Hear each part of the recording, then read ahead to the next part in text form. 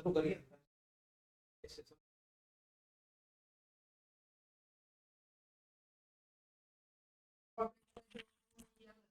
તો theoretical content આપ્યો તો મેં. આ વસ્તુ વધારે ઇમ્પોર્ટન્ટ છે એટલા માટે શરૂઆતથી વાત કરીએ કે એટલીસ્ટ પહેલો ટાર્ગેટ મિડ સેમ હશે. મિડ સેમની અંદર 100 હશે. લગભગ મને જ્યાં સુધી હું બોલતો ન હોઉં ત્યાં સુધી આપણે એટલીસ્ટ 2 કન્ટેન્ટ હશે. એક થિન સિલિન્ડર હશે અને બીજો એક જોઈ લેશું કયો એ લોકો સ્ટાર્ટ કરે છે. પણ આ 2 કન્ટેન્ટ હશે તો એમાંથી એક 50% બી અગર આપણે કન્વર્ટ કરીએ તો 30 માર્ક્સનું પેપર કાઢે અને 30માંથી 15 બી તો કન્વર્ટ કરી લઈએ આપણે.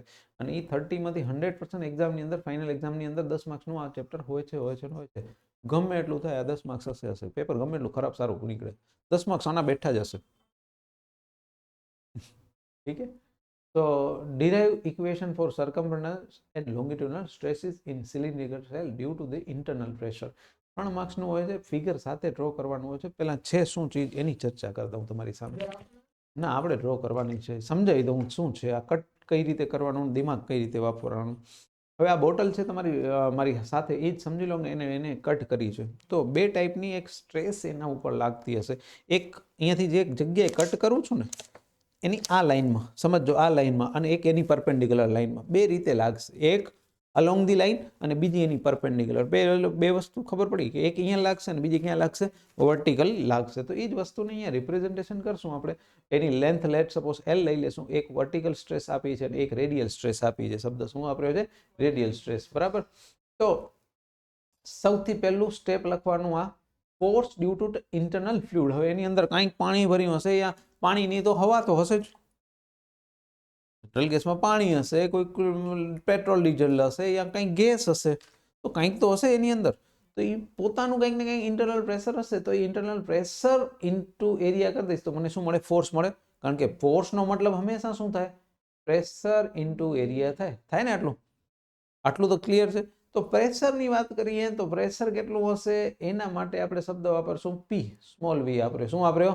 પી વાપર્યો. બરાબર. પી કેપિટલ લખો કે સ્મોલ લખો, પણ એના માટે અત્યારે લેટ્સ સપોઝ શું વાપર્યો મેં? પ્રેશર પી લખ્યો. હવે રહી વાત એરિયાની. હવે થોડુંક એરિયા માટે વિચારીએ તો શું એરિયા બનશે, કે કઈ રીતે એરિયાની જનરલી વાત કરશું. આ લેન્થ હતી L. શું હતી? L. અને એનો જે સરફેસ શું બને? એની સરફેસ જે બનશે એ કેટલો છે? ડાયામીટર જેટલો. કેટલો છે? જો આ ડાયામીટર થયો તો કેટલો થયો? સરફેસ એનો ડાયામીટર જેટલો થયો. તો એનો જે એરિયા બને એ કેટલો બન્યો? D ઇન્ટુ L જેટલો બન્યો. કેટલો બન્યો? D ઇન્ટુ L જેટલો. તો force due to internal fluid pressure કેટલો બન્યો? પ્રેશરનો P, D ડેપ્થ ડાયામીટરનો, L શું છે? લેન્થનો. ચાહો તો આ ઇક્વેશન લખ્યા પછી આ ડાયરેક્ટ લખી શકો છો. આ અલગ અલગ લખવાની કોઈ જરૂર નથી. એ આપણા ઉપર છે, આપણે એને કઈ રીતે વાત કરવી છે. આ તો કોના લીધે થયું? કે જે મટીરિયલ અંદર ભર્યું છે એના લીધે. હવે મટીરિયલને બારે નથી નીકળતું ને, પાણી અત્યારે અંદર ભર્યું છે સમજી લો, આના અંદર બારે નથી નીકળતું, મતલબ અંદર કંઈક તો રિસ્ટોરિંગ ફોર્સ હશે ને. મટીરિયલ કંઈક રેઝિસ્ટ કરતું હશે. તો મટીરિયલ શું રેઝિસ્ટ કરશે? જુઓ, resisting force due to the circumference stresses. એ સરકમ્ફરન્સ સ્ટ્રેસીસનું શું હતું એનું નામ? પહેલા હૂપ સ્ટ્રેસનું નામ. સરકમ્ફરન્સનું બીજું નામ હોય છે હૂપ સ્ટ્રેસ કહેવાય. એને શું કહેવાય? Hoop stress. હૂપ સ્ટ્રેસ ને આપણે લખશું સ્ટ્રેસનો સિગ્મા અને H નો હૂપ માટે. બરાબર. H છે એ શેના માટે છે? સિમ્બોલ વાપર્યો છે. શું વાપર્યો છે? સિમ્બોલ. કોના માટે છે? હૂપ માટે. હવે રહી વાત આની વાત. હવે આને કટ કરું છું અને હું એક સિંગલ પટ્ટી તરીકે વિચારું. પટ્ટી એટલે આને તોડી અને સમજી લો કે આ કર્વ છે. આ કર્વ છે સમજી લો.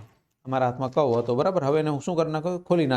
ખોલી નાખ્યો. એની આ લેન્થ છે અને એ શું હશે? બીજી થિકનેસ હશે. હવે જો સમજી લો કે આ કર્વ હતો, એને મેં હું કટ કરું છું તો કેટલી જગ્યાએ મારી થિકનેસ તૂટી ગયો? એક અહીંયાથી તૂટીને એક અહીંયાથી તૂટી. તો મતલબ શું થશે? મારી પાસે 2 થિકનેસ આવી અને એક શું આવી? લેન્થ આવી. તો અહીંયા એ જ વસ્તુની વાત કરી છે. જો 2 લેન્થ ઇન્ટુ થિકનેસ. બરાબર. એ પછી થિકનેસ પહેલા લખો, મલ્ટીપ્લાય છે ગમે એ કરો. તો 2 સામે લખીએ. આ તો આપણે વાત કરી જ છે. PDL ઇઝ ઇક્વલ ટુ સામે લખ્યું તો એના ઉપરથી મને એક સૂત્ર મળ્યું સિગ્મા H તરીકે, જેનું આપણે નામ આપશું હૂપ સ્ટ્રેસ. શું આપશું? યાદ રહેશે? હૂપ સ્ટ્રેસ તરીકે. પહેલું શું લખ્યું? પ્રેશર ઇન્ટુ એરિયા અને DL એરિયા થઈ ગયો. એની સામે રેઝિસ્ટિંગ ફોર્સ, રિસ્ટોરિંગ ફોર્સ અથવા રેઝિસ્ટિંગ ફોર્સ. એમાં મેં કટ કરીને બતાવ્યો કે કટ કરું છું તો 2 ટાઈમ તમારી થિકનેસ જાય છે. અહીંયા તમે લેન્થ ગણો, વોટેવર જે ગણો હોય. 2LT શું 2LT બેને સામ સામે લખો એટલે તમને શું મળી જશે સિગ્મા h ની કિંમત મળી જશે શું મળી જશે સિગ્મા h ની કારણ કે L તો જતો રહ્યો સમજો L જતો રહ્યો PD/2T મળશે શું મળશે PD/2T આ થઈ ગયો તમારી હૂપ સ્ટ્રેસ શું કહેવાય એને હૂપ સ્ટ્રેસ હવે આ ચર્ચા આગળ લઈ જઈએ હવે આની વાત કરીએ આગળ બીજી આવે લોંગિટ્યુડનલ શું આવે લોંગિટ્યુડનલ કારણ કે જો મેં બે બતાવી હતી એક તમને બતાવી કઈ એક એની રેડિયલ ડાયરેક્શનમાં એક કેવી આવે વર્ટિકલ એની થી 90 ઉપર બતાવી હતી તો શું લોંગિટ્યુડનલ સ્ટ્રેસ ની વાત કરશું તો એ હંમેશા કેટલી હોય 1/2 હોય કેટલી હોય 1/2 હોય કોના જેટલી સરકમ્ફરન્સ જેટલી તો ઓની કિંમત તો PD/2T છે જ તમે ડાયરેક્ટલી લખજો કારણ કે આ તો મેં વસ્તુ શું આમ લખજો તમે P1/2 into PD/2T તો શું થઈ ગયો PD/4T થઈ ગયો ને ડાયરેક્ટ આને શું કહેશું લોંગિટ્યુડનલ ઓલાને શું કહેશું હૂપ સ્ટ્રેસ તરીકે યાદ રહેશે બે વસ્તુ ત્રીજી છે એ તમારી શું છે સિલિન્ડ્રિકલ સેલ માટે કોના માટે વાત કરશું સિલિન્ડ્રિકલ સેલ માટે તો આ બે ઇક્વેશન તો બધાને ખ્યાલ આવી ગયા સિગ્મા L ને સિગ્મા સિલિન્ડ્રિકલ કહેવાય આને બરાબર તો બે ઇક્વેશન તો બેને ખબર પડી જ ગઈ કે વસ્તુ કેને કહેવાય સિગ્મા C નો મતલબ સરકમ્ફરન્સ L નો મતલબ લોંગિટ્યુડનલ બરાબર યાદ રહેશે ક્યારેક સરકમ્ફરન્સ લખ્યો હશે અને ક્યારેક આ જ વસ્તુને હૂપ લખ્યો હશે બે વસ્તુ શું છે એક જ છે બરાબર હૂપ અને સરકમ્ફરન્સ બે શું વસ્તુ વાપરશું સરખું યાદ કઈ રીતે રાખશું હૂપની અંદર બે 0 આવે તો 2T આવશે યાદ એ રીતે રાખશો તો આપને આપ બીજો યાદ રહી જશે લેન્થમાં અને L નો આકાર લગભગ કેવો હોય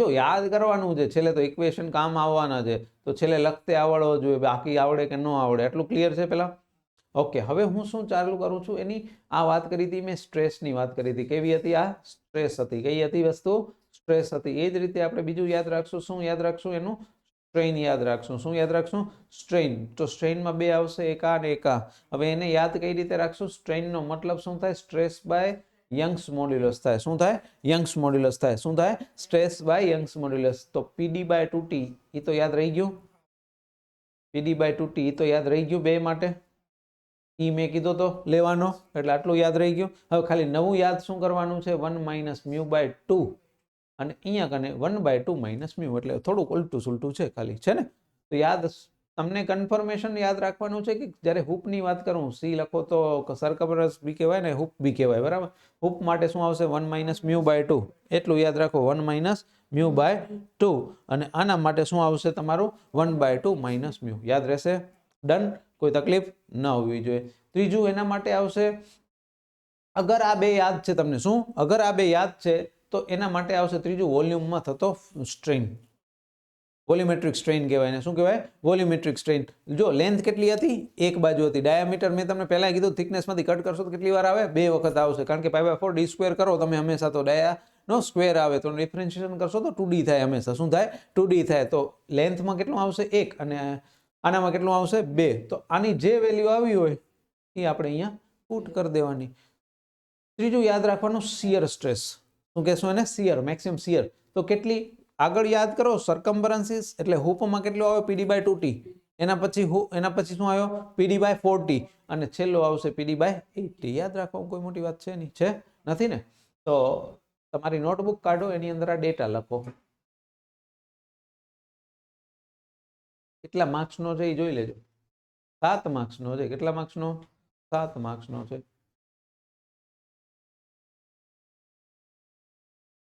વિડીયોને થોડોક સ્કીપ કરી નાખજો જ્યારે બી જુઓ ત્યારે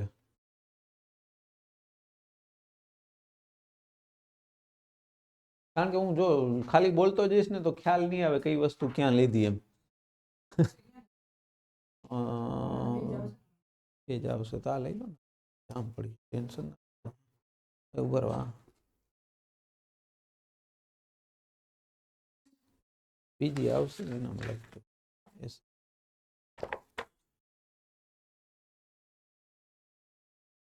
ફટ લખી દો થોડુંક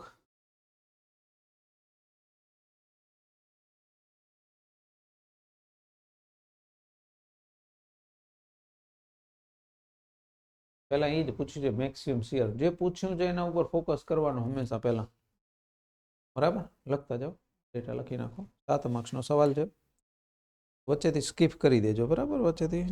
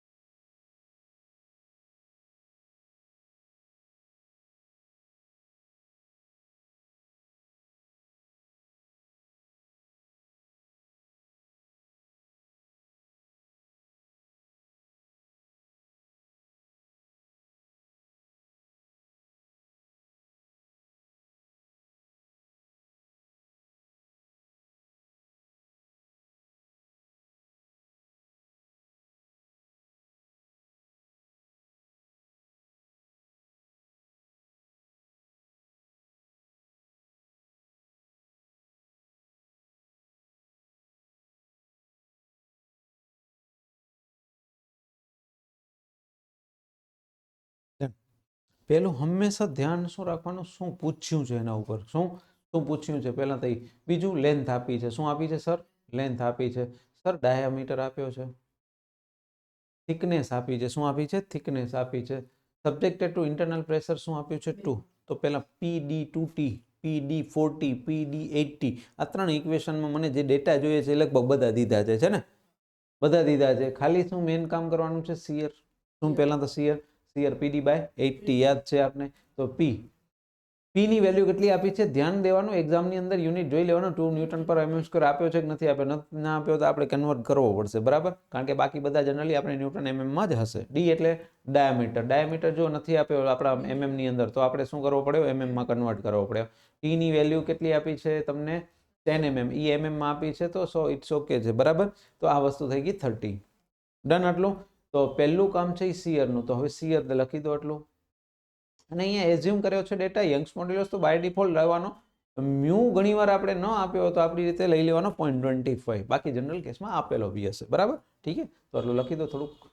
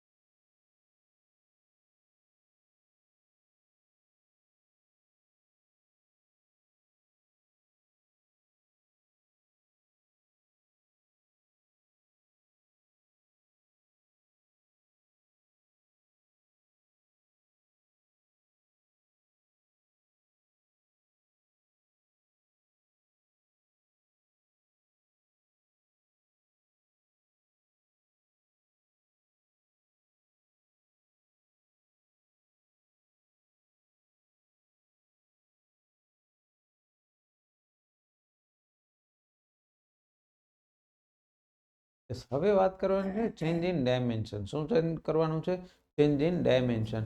તો પહેલી વસ્તુ આ મને ખબર છે ઇક્વેશન, હમણાં થોડી વાર પહેલા જ વાત કરી હતી, હૂપ સ્ટ્રેઇન કહેવાય એને, શું કહેવાય, હૂપ સ્ટ્રેઇન. વાત કરી હતી હમણાં જ, વાત કરી હતી આપણે, છે ને, શું કરી હતી હમણાં જ વાત કરી હતી. તો આપણી પાસે PD/2T ઈ 1 - μ/2 થાય ને ઇક્વેશન. તો P ની વેલ્યુ છે મારી પાસે, ડી ની છે, 2 * થિકનેસ પણ આપ્યો છે, આ આપ્યો છે, અને મ્યુ ની વેલ્યુ મેં તમને કીધી 0.5, બરાબર. અત્યારે આપણે લીધી છે 0.5 ઓર 0.25 લીધી હતી, જરાક યસ 0.25 લીધી હતી. તો અહીંયા કને ચેન્જ કરી નાખજો, એટલે જ મેં અહીંયા કને રાઉન્ડ અપ કર્યું છે, એટલે જરાક જ્યારે બી લખો ત્યારે જો ચેક કરી લેજો કેટલો છે. 0.25/2 ચેન્જ થઈ જશે, કાં તો પછી ઉપર અત્યારે હું 0.5 લઈ દઉં છું, જ્યારે બી લખો ત્યારે 0.5 લખી દેજો અહીંયા, બરાબર, કારણ કે મેં કેલ્ક્યુલેશન 0.5 ના રિસ્પેક્ટથી કરી છે, એટલે 0.75 આવશે. 0.75 ઇન્ટુ આ કરી દેશો એટલે તમારો આન્સર કયો કેટલો આવે છે, 0.75 ઇન્ટુ આન્સર કરો. ઉપર એઝ્યુમ કરેલો છે એમાં મ્યુ તમે જરાક ચેન્જ કરી દેજો, એઝ્યુમ કરેલો છે એટલે તકલીફ થઈ. આ -4 લખો, યા તો -3 લખો, બે એક જ થશે, 0.45 એટલે એ જ થશે, બરાબર. બીજું હવે યાદ હોય તો આપણે શું શોધ્યો તો, આ શોધ્યો તો એની અંદર 0.5 હવે અહીંયા કને કેલ્ક્યુલેટ કરજો, પહેલા આનું કેલ્ક્યુલેશન કરજો શું થાય છે 1. હા એટલે જે ભૂલથી થઈ ગયું છે, એટલે આ તો 0 થઈ જશે એમ ગણશો તો આ જવાબ તો 0 થઈ જશે. 0.5 અત્યારે ગણી લીધો છે મેં એ રીતે, એટલે. અને રહી વાત, અગર 0.25 એકવાર કાઉન્ટ કરો પછી 0.25 માટે કરી લેજો. અત્યારે મેં હવે જે મેં ગણી લીધું છે એ પ્રમાણે મેં ગણી દીધો, 1/2 - 0.5 કરશો 0 જ આવશે, એટલે આ તો જવાબ 0 થઈ ગયો. 0 સાથે ગમે એના ગુણો 0 જ થઈ જશે. અને આ મેં તમને વાત કરી હતી લેન્થ, અને અહીંયા કને આવે તમારી સરકમ્ફરન્સ. લેન્થમાં કેટલો, એક જ ગુણાકાર, અને અહીંયા કેટલા ગુણાકાર, 2 ગુણાકાર. અને આપણી પાસે અત્યારે જે આનો જવાબ આવ્યો એ કેટલો છે 0, અને આનો છે 2 * 0.45, તો 2 * 0.45 એટલે 0.9 થશે, n⁻⁻3. આ તમારો શું થશે આન્સર. તો પહેલા આટલે સુધી લખો. અત્યારે મેં 0.5 લીધા છે, પણ તમારા માટે હોમવર્ક માટે એ જ હશે. શું ચેન્જ કરવાનું છે તમારે, મ્યુની વેલ્યુ 0.25 લેવાની છે, બરાબર, તમારો હોમવર્ક. ઠીક છે, લખી દો હાલો. થોડી વાર રહીને લખી દેજો ને, આટલું તો સમજાઈ જશે. હવે લેન્થ અને આપણે જે ડાયમેન્શન ચેન્જ કરવું છે, આ તો આપણું આગલા સેમિસ્ટરનું કે સ્ટ્રેઇન લોંગિટ્યુડનની વાત કરી છે, તો મારી પાસે લેન્થની વાત આવશે, એ નક્કી છે. તો change in length divide by original length. તો લેન્થ તો મારી પાસે બાય ડિફોલ્ટ આપેલી જ છે 3500, તો હું ખાલી L ને મલ્ટીપ્લાય કરી દઈશ તો મારું કામ થઈ ગયું. તો શું આવી ગયું? લેન્થ આવી ગયું. ડાયામીટર માટે શું હોય? સર્કમ્ફરન્સ. હૂપ સ્ટ્રેસ જે આવી હતી એ લખી લીધી. અને ચેન્જ ઇન વોલ્યુમની વાત કરવી હોય તો મારે શું જોઈએ? વોલ્યુમેટ્રિક. અહીંયા જે આવ્યો તો 0.9 ઇન્ટુ સમથિંગ, બરાબર. અત્યારે મારો કેટલો આવ્યો છે? 0.9 આવ્યો છે, સમજી લો. તો એ 0.9 ના રિસ્પેક્ટમાં તમારું પણ એક કામ કરવાનું છે ઘરેથી, અને એ ઘરેથી મતલબ કે જ્યારે બી કરો ત્યારે એ કરવાનું છે કે મ્યુની વેલ્યુ તમારે શું લેવાની છે? 0.25 લઈને આખો દાખલો ગણવાનો છે. મારા આન્સર્સમાં થોડી વેરિયેબિલિટી લાગશે, કારણ કે એક જગ્યાએ મારાથી કેટલો 0.5 લેવાઈ ગયા છે અને એક જગ્યાએ કેટલો લેવાઈ ગયો છે? 0.25 લેવાઈ ગયો છે. એટલા માટે એટલે મારા આન્સર ને તમારા આન્સર મેચ નહીં થાય, પણ એ વસ્તુ ધ્યાન રાખજો. અને બીજું, વોલ્યુમનું સૂત્ર શું? વોલ્યુમનું સૂત્ર શું થાય? કારણ કે એરિયા શું થાય? π/4d². એરિયા ગુણ્યા લંબાઈ કરો, લેન્થ કરો, એટલે તમે શું થઈ જાય? વોલ્યુમ થઈ જાય. ક્લિયર? તો આટલું તમારા માટે હોમવર્ક છે ને, એ કરીને આવજો. કાલે જે કરશું એ શું કરશું?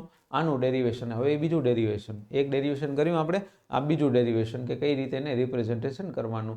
એ વસ્તુ એકની એક જ છે, સિલિન્ડર છે, પણ જ્યારે એ જ વસ્તુ 7 માર્ક્સની પૂછી છે તો કઈ રીતે કામ કરવું, લેન્થ કઈ રીતે વાત કરવી. આ જો આગળ 3 માર્ક્સનો હતો, એ જ ક્વેશ્ચન હતો, એ જ ટાઈપની કેટેગરી હતી, પણ કેટલા માર્ક્સનું હતું? ઇક્વેશન હતું 3 માર્ક્સનું હતું. આ જ વસ્તુ અહીંયા કને કેટલા માર્ક્સની પૂછી છે? 7 માર્ક્સની પૂછી છે, બરાબર. એની વસ્તુ કરવાની છે, એની દુનિયા કરવાની છે, પણ આગળ આ લખીને આવવાનું છે. કેમ? કારણ કે તમને 7 માર્ક્સનો પૂછ્યો છે. ખ્યાલ આવ્યો? તો હું કાલે કહીશ તમને કે 7 માર્ક્સનો પૂછે છે ત્યારે શું કરવાનું. મતલબ માર્ક્સ ટુ માર્ક્સ આપણે કામ કરશું. 3 માર્ક્સનો છે તો પછી એ પ્રમાણે કામ કરવાનું, 7 માર્ક્સનો છે તો એ પ્રમાણે કામ કરવાનું. ડન? રેડી?